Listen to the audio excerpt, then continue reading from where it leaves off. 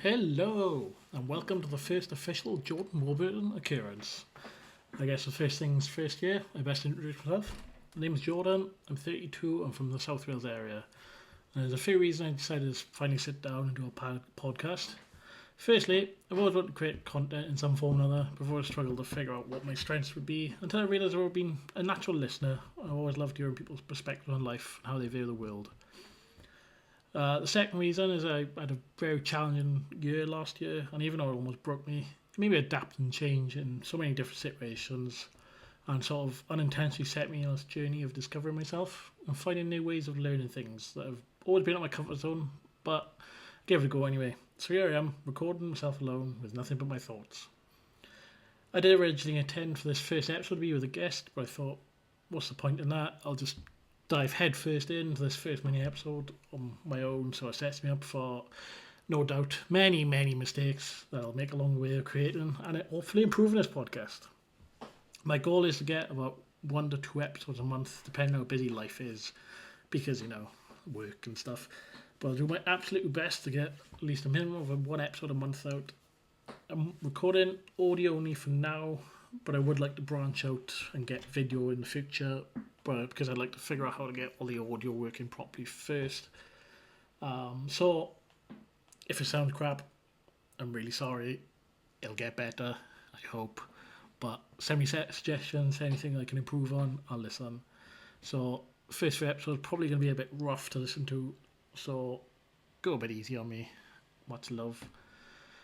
So the main thing I decided to discuss today is mental health, and probably going to lose a few people here because there's still a stigma around it, unfortunately.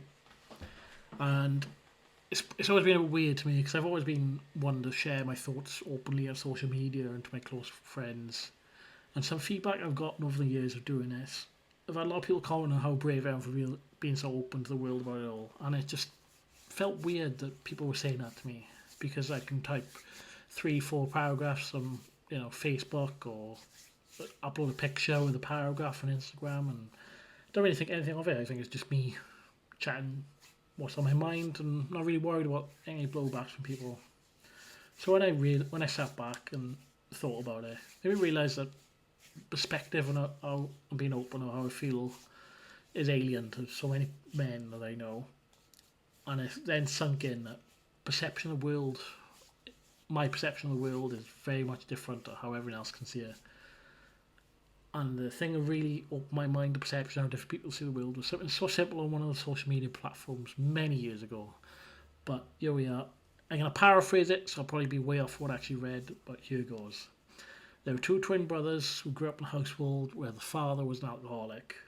Once the brothers were adults, one brother refused to drink because dad always did it. And the other brother always drank because dad always did it. And that literally just blew my mind when I sat down and thought about it. It shows that two people, same ages, same house, have absolute difference, absolute massive difference in how they see the world. And it's just made me think then, like, how people around me can have the same sort of perception of different things. So this sort of leads me into a more personal side perception and why I'm so open to speaking about my feelings. And it made me think back to when I was younger.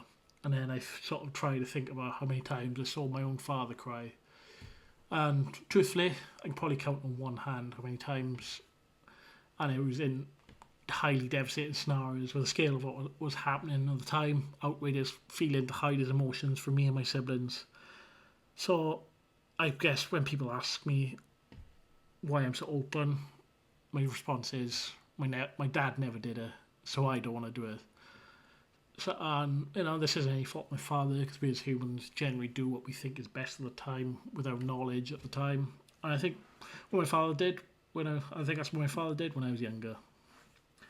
I was actually speaking to one of my friends the other day. Won't name any names because I haven't asked permission. And we were talking about how there's still a mental health stigma for men. And one of my replies to them was, actually, we're probably the generation can change that. And it may be a bit too late for some people of my generations, millennials. Sorry. But it's perfect time to like instill the knowledge that we've learned onto the next generation and teach the flaws of the, old school men don't cry. And personally, I think it's a bit of a ridiculous statement to say that men don't cry, because it teaches boys and young men to send their emotions inwards and not how to deal and process the range of emotions we get as a human species. I think we don't want to lean into crying about everything, because we don't cry babies, I guess. But I think it's important for men to show emotion when it counts to our kids and the younger men around us, because they're the future, and I think they should get a better head start on it than we have. And I'm not going to sit here and pretend like I know it all, because I really don't. I'm just voicing my opinion and what I think we can probably do to make things better in the long term. You're all welcome to tell me how wrong I am. And I'd love to get more expertise on this sort of topic and what people with more knowledge can tell us what everyone like myself and people around me can do better.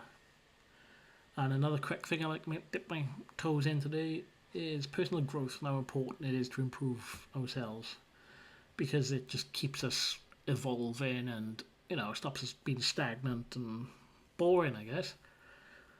In the past year, 2024, from April to December, I had to sort of deal with a lot. And, over the years I've had to deal with a lot. And, sometimes I've been a victim of my own story. But probably about 5-6 years ago, I decided that I don't want to be a victim of my own story anymore. I want to change my life to do better and be better for my kids, for my family, and for the other people around me who love me. So 2024 was the big rocket up my arse, get things in motion, and by the amount of stuff I had to deal with from April to December, it definitely added some extra rocket fuel to the mix to get me moving where I needed to be, and to get the motivation to begin my journey to what's next.